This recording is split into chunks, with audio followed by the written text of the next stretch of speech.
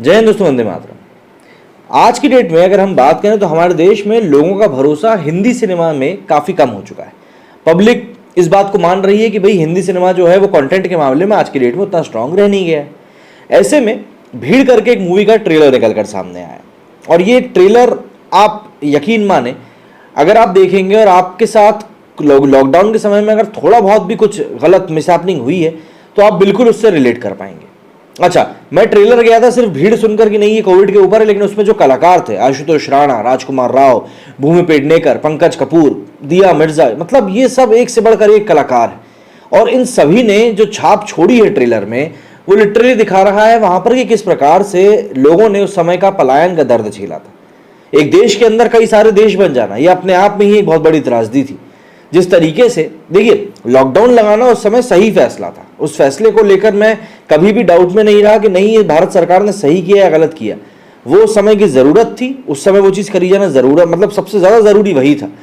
तो ऐसे में ये कहना कि नहीं उसकी व्यवस्था करी जा सकती थी, ऐसा तो नहीं। भारत में जिस प्रकार की जनसंख्या है उस चीज़ को मैनेज किया जाना बहुत ज़्यादा कठिन था। लेकिन हाँ, ये बात भी है कि लॉकडाउन के समय पर वाकई में लोगों को ये परेशानियाँ झेलनी पड़ी और लोग परेशान हुए।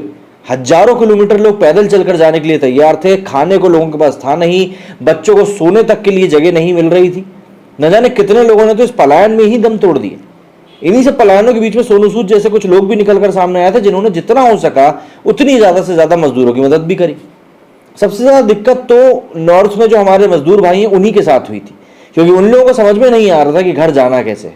ऐसे में इस मूवी को जो कई लोग हैं प्रोपेगेंडा बता रहे हैं, मुझे ऐसा लगता है कि इस मूवी को प्रोपेगेंडा बोलना उतना सही नहीं होगा, क्योंकि ये मूवी मुझको मूवी कम एक डॉक्यूमेंट्री ज़्यादा लग रही है। एक डॉक्यूमेंट्री ऐसे सब्जेक्ट के ऊपर जो कि अब हमारे साथ हमेशा के लिए जुड़ चुका है। कोविड के समय में मुझे नहीं लगता ऐसा कोई भी व्यक्ति अछूता रहा होगा जिसने कि कोविड की त्रासदी को झेला नहीं होगा, अनटिल उसके पास इतना पैसा था कि मतलब उसको किसी चीज़ की ज़रूरत ही नहीं थी, सब कुछ घर बैठे आराम से मिल रहा था। लेकिन हाँ, हमारे देश में एक बड़ा वर्ग ऐसा है जिसके पास वो पैसा नहीं है। ट्रेलर काफ़ी हार्ड हिटिंग है, काफ़ी ज़्यादा उसमें इम्पैक्ट है ट्रेलर में, और ऐसा ट्रेलर बनाने के लिए, ऐसी मूवी बनाने के लिए लिटरली आपको हिम्मत चाहिए, क्योंकि आप और कुछ नहीं सिर्फ और सिर्फ फैक्ट्स निकाल कर सामने रख रहे हो। जो भी कुछ उस समय हुआ, जो भी कुछ जिस समय घटित हुआ, जातियों को लेकर जिस तरीके से उस समय बातें हुई, जिस तरीके से भ्रमों को फैलाया गया, वो सभी बातें आपको यहाँ पर देखने के लिए मिलेंगी। एक गरीब आदमी को किस प्रकार से उसकी लाचारी के लिए उसको मजबूर किया गया, वो सभी बातें आपको इसमें देखने के लिए मिलेंगी। और इन सभी चीज़ों को एक मूवी में पिरो पाना वाकई में एक विजनरी इंसान का ही काम हो सकता है। अनुभव सिन्हा की ब्लैक एंड व्हाइट भीड़ का ट्रेलर आ गया है। ट्रेलर की शुरुआत पीएम नरेंद्र मोदी की उस घोषणा से होती है जिसमें वे कहते सुनाई देते हैं कि आज रात 12 बजे से देश में संपूर्ण लॉकडाउन होने जा रहा है। ये ट्रेलर आपको उस गुजरे वक्त में लेकर जाता है जहां हम सब ने कोरोना की लहर के बाद लॉकडाउन का दर्द झेला। राजकुमार राव स्टारर फिल्म भीड़ के 2 मिनट 39 सेकंड का ये ट्रेलर रणबीर कपूर और श्रद्धा कपूर की फिल्म तू झूठी है मक्कार की फिल्म के दौरान बड़े पर्दे पर भी दिखाया जा रहा है। फिल्म का ट्रेलर लोगों को अपने बुरे वक्त की याद दिला रहा है जिसमें हजारों लाखों लोगों ने अपनों को खो दिया था। फिल्म की ये कहानी किसी लेखक के दिमाग की उपज नहीं बल्कि वो किस्सा है जिसे हम सब ने देखा भी है और झेला भी। कईयों के लिए ये जीवन भर के लिए बुरी यादें बनकर रह गई तो कुछ इससे जैसे तैसे बचकर निकल पाए। निर्देशक अनुभव सिन्हा ने कहा कि भीड़ एक बहुत ही खास फिल्म है। ये एक ऐसी कहानी जिसे ईमानदारी के साथ बनाया जाना चाहिए। फिल्म को ब्लैक एंड व्हाइट में शूट किया गया है क्योंकि मैं उस समय अपने देश की नब्ज पकड़ना चाहता था जब हम लॉकडाउन में बहुत मुश्किल दौर से गुजर रहे थे, जब हम विभिन्न मुद्दों से जूझ रहे थे। हमारे समाज का एक वर्ग था जो उपेक्षित था और हमारे लिए अदृश्य था। भीड़ उनकी कहानी है, उनको प्रकाश में लाने की कोशिश है और उन्हें एक ऐसे समाज के सामने लाने की कोशिश है जिसको कोई ना कोई भूल चुका है। फिल्म के बारे में बात करते हुए इसके अभिनेता राजकुमार राव ने भी कहा कि भीड़ एक ऐसी फिल्म है जो 2020 के भारत के लॉकडाउन के सार और देश और दुनिया भर के लाखों लोगों के संघर्षों का सामना कराती।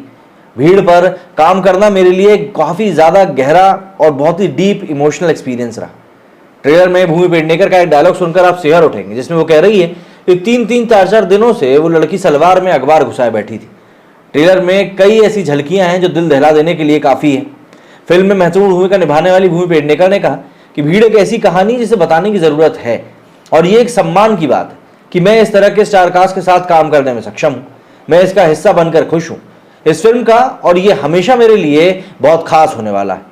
ये महत्वपूर्ण कहानी को जीवंत करने के लिए अनुभव सिन्हा के साथ काम करना एक अविश्वसनीय अनुभव था और मैं इसे देखने के लिए दर्शकों का इंतजार नहीं कर सकती। ट्रेलर में ब्लैक एंड व्हाइट दृश्य हैं, फिल्म में राजकुमार राव, पंकज कपूर, भूमि पेडनेकर, आशुतोष राणा, दिया मिर्जा, वीरेंद्र सक्सेना, आदित्य श्रीवास्तव, कृतिका कामरा और करण पंडित जैसे प्रभावशाली कलाकार हैं। भीड़ 24 मार्च 2023 को सिनेमाघरों में रिलीज होने के लिए भी तैयार है। और इस मूवी से लोगों को एक्सपेक्टेशंस इसलिए भी ज्यादा हैं क्योंकि ये ऐसे समय पर आ रही है जिस समय में सिनेमा के ऊपर से लोगों का कहीं ना कहीं भरोसा भी उठता जा रहा है। अब ऐसे में ये सिनेमा लोगों को कितना झंझोड़ता है, कितना लोग पसंद करते हैं और कितना लोग इससे कुछ समझ पाते हैं, कुछ सीख पाते हैं, एक उस वर्ग को जान पाते हैं जो वर्ग कईयों की नजरों से दूर रहा, ये जरूर देखने लायक होगा। मेरे वीडियो फिलहाल इतना ही। आपको ये ट्रेलर कैसा लगा कमेंट करके जरूर बताइएगा। मेरे वीडियो फिलहाल इतना ही। जय हिंद, जय भारत।